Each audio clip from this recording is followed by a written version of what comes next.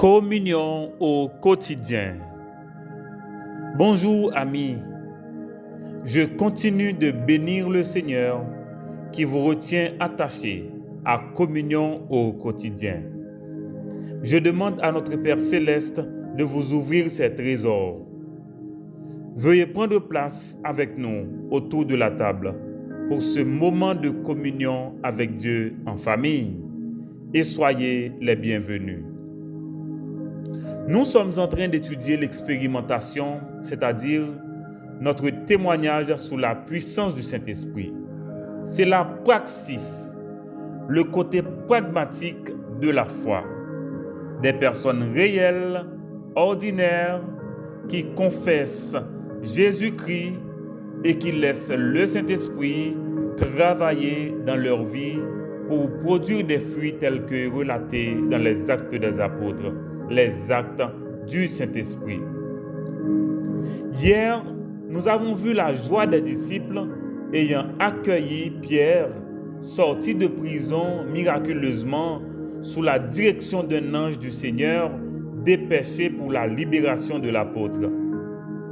Aussi fallait-il souligner la consternation, l'agitation de Hérode et ses complices ayant raté une cible importante.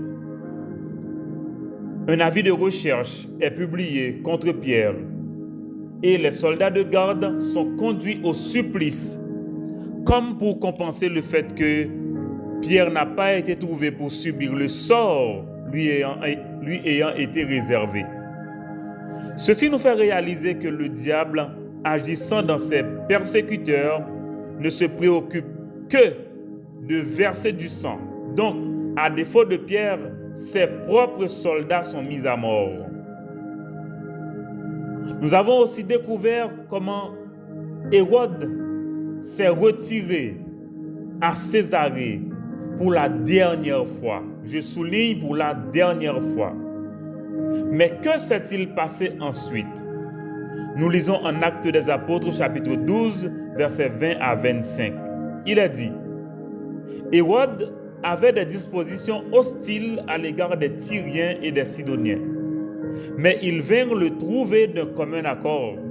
Et après avoir gagné Blaste, son chambellan, ils sollicitèrent la paix parce que leur pays tirait sa subsistance de celui du roi. À un jour fixé, Hérode, revêtu de ses habits royaux et assis sur son trône, les harangua publiquement. Le peuple s'écria: voix d'un Dieu et non d'un homme. Au même instant, un ange du Seigneur le frappa parce qu'il n'avait pas donné gloire à Dieu et il expira rongé de vers. Cependant, la parole de Dieu se répandait de plus en plus et le nombre des disciples augmentait. Barnabas et Saul, après s'être acquittés de leur message, s'en retournèrent de Jérusalem, emmenant avec eux Jean surnommé Marc. Amis, Hérode c'en est trop, c'est la fin. Voilà le cri du Seigneur pour Hérode, ce persécuteur à outrance des croyants. Hérode c'en est trop, c'est la fin. Voilà. Remarquez, amis, Hérode a pu régler des hostilités politiques parce que après que Pierre ait échappé de cette prison-là, voilà, Hérode s'est retiré en Césarée, là où il avait son siège aussi, son trône aussi. Et là, ce qui va se passer, des ennemis qu'il avait, on les appelle des Tyriens, des Sidoniens, c'était des villes côtières un peu proches de Césarée, et que ces habitants-là, ils ont été rejetés par Hérode, certainement le roi. Voilà comment ces populations-là qui vivaient de l'ensemble du pays, ils étaient bien obligés de faire des concessions, d'aller trouver au moins un certain Blastus qui était une sorte de chambellan pour le roi, une sorte de secrétaire, une sorte de porte-parole, une sorte de conseiller. Et voilà, ils ont pu gagner le cœur de cet homme aux côtés du roi. Et voilà comment ils ont pu trouver audience auprès du roi pour solliciter que ces conflits soient réglés, comme pour survivre. Maintenant, ce sont des ennemis, ils viennent se soumettre au roi. Une entente abracadabra. Abracadabra. Voilà. Une entente comme si, une entente contre nature, mais quand même, c'en est fait comme une sorte de compromis parce que ces peuples-là, ces populations qui meurent, eh bien, on est obligé de chercher refuge, on est obligé de demander de faire des concessions. Mais remarquez bien, un certain jour, il est dit que Hérode a décidé de célébrer. Et voilà que il s'est revêtu d'habits royaux, assis sur son trône, et il va prononcer son discours. Le texte dit, il harangua ce public. Comme pour se moquer de ses ennemis soumis, il les harangua publiquement. Et voilà ce qui va se passer, amis. Le cri du peuple, voix d'un Dieu et non d'un homme. Amis, vous savez, en général, les dictateurs prennent cher à partir des populations, à partir de l'encensement des populations. Regardez, c'est comme s'il y a des déclarations qui se font et le peuple, au lieu de réprimander ces déclarations-là, eh bien, qu'est-ce qu'on dit? C'est la voix d'un Dieu et non la voix d'un homme. Eh bien, voilà, amis, ça va être pire pour Hérode. Ça va être pire pour lui parce que il y a quelque part, Hérode, c'en est trop. Hérode, c'est la fin. Et effectivement, ça va être la fin pour Hérode parce qu'il est dit, à ce cri-là et au même instant, un ange du Seigneur le frappe.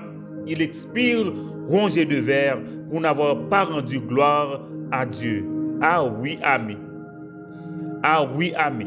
Les persécutions contre les croyants, ce n'est pas un jeu. Et quelle que soit la personne qui persécute les croyants, sachez que vous avez affaire à Dieu. Vous avez affaire au maître de l'univers. Vous avez affaire au Dieu tout-puissant. Et voilà ce qui est arrivé à Hérode. Il est expiré, rongé de verre, pour n'avoir pas rendu gloire à Dieu, parce qu'un ange du Seigneur le frappe. Ah, amis, quel que soit mon nom hier, s'ouvre camper en face mon Dieu. S'ouvre camper en face mon Dieu pour persécuter à outrance serviteurs mon Dieu, les croyants en Jésus-Christ. Amis, ah, bon Dieu, tellement de solution pour vous. Il y a une plus grosse solution pour vous, c'est la repentance. Vous êtes capable de repentir. Et si vous repentir, ça va. Mais m'abdou ça zanmim. Si vous persistez comme ça, garde ça, bon Dieu. Songez juste que ça, bon Dieu, fait Hérode. Un ange du Seigneur le frappe, il expire et rongé de verre pour n'avoir pas rendu gloire à Dieu. Et l'historien Joseph raconte aussi cette histoire.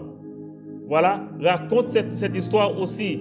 L'historien Joseph, c'est quelqu'un qui vivait à l'époque et qui raconte l'histoire pour dire, écoutez, ça faisait pitié, mais quand même, il est mort, rongé de verre. Vous imaginez ça, amis?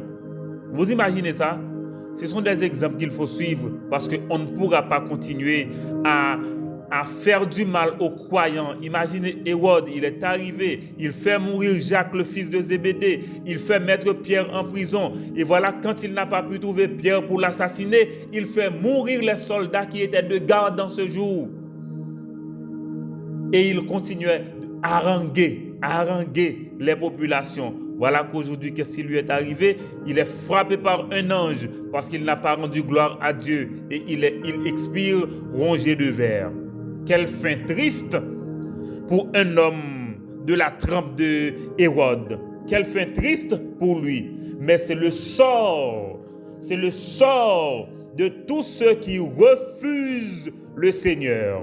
C'est le sort de tous ceux qui rejettent le Seigneur. Voilà. Et il est dit dans la Bible comme résultat, la persécution va cesser, ne serait-ce que pour un temps, mais la parole de Dieu se répand de plus en plus. Le nombre des croyants, non seulement que la parole de Dieu se répand de plus en plus, mais le nombre des croyants augmentait.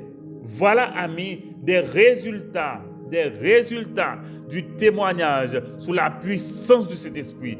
Voilà maintenant, amis, des résultats de l'expérimentation. Remarquez bien, Hérode s'en est trop. Hérode s'en est trop et c'est la fin. Voilà maintenant la parole de Dieu est libérée, le nombre des croyants augmente et Barnabas, Saul et Marc, ils peuvent maintenant laisser Jérusalem pour aller en mission. Est-ce que vous comprenez, amis? En conclusion, regardons bien, amis. Alors que Hérode s'imagine au sommet de sa gloire, la fin soudaine a sonné pour lui. Ça me rappelle l'homme riche ayant rempli ses greniers. Et qu'est-ce qu'il fait? Il recommande son âme au repos sans savoir que son âme allait lui être redemandée par Dieu. C'est un homme qui n'est pas sage. Alors qu'Hérode pense compenser son échec à Jérusalem d'avoir manqué à l'assassinat de Pierre par sa victoire sur ses ennemis, c'était à célébrer certainement. Oui, bien sûr, cependant une ruine soudaine l'a atteint. Que nous apprend cette histoire, amis? La gloire est à Dieu. La toute-puissance est en Dieu. Nous devons rendre gloire à Dieu. Nous devons rendre grâce à Dieu. Parce que c'est lui qui a créé toutes choses. C'est lui le propriétaire de l'univers. C'est lui qui nous a créés. Nous sommes son peuple, le troupeau de son pâturage. Nous lui devons action de grâce. Nous lui devons honneur et gloire. Mais remarquez bien, amis, allez demander à Pharaon, à Nebuchadnezzar, c'est le même sort que Hérode. Il faut se soumettre à Dieu. Si on ne se soumet pas à Dieu, c'est la ruine, c'est l'échec.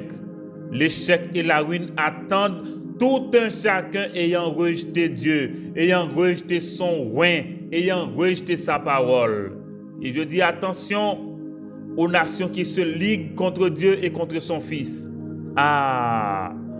Et je dois aussi attirer votre attention sur le fait que si Dieu a rendu puissant l'ange de lumière, eh bien, il a rendu tout puissant son propre Fils Jésus-Christ. Comprenez bien. Hérode était un disciple du diable. Il se croit assez puissant pour persécuter à outrance les disciples de Jésus-Christ. Il fait mourir par l'épée Jacques. Il jette en prison Pierre, au point de se faire appeler Dieu par le peuple.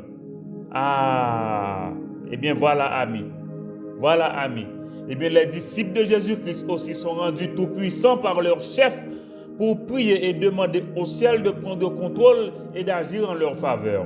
Donc, Hérode est frappé par un ange qui a mis un terme à la malice du méchant pour n'avoir pas rendu gloire à Dieu. Moi, je me demande pourquoi des hommes continuent-ils de s'ériger contre Dieu, contre son roi, contre son plan, malgré les évidences de l'histoire.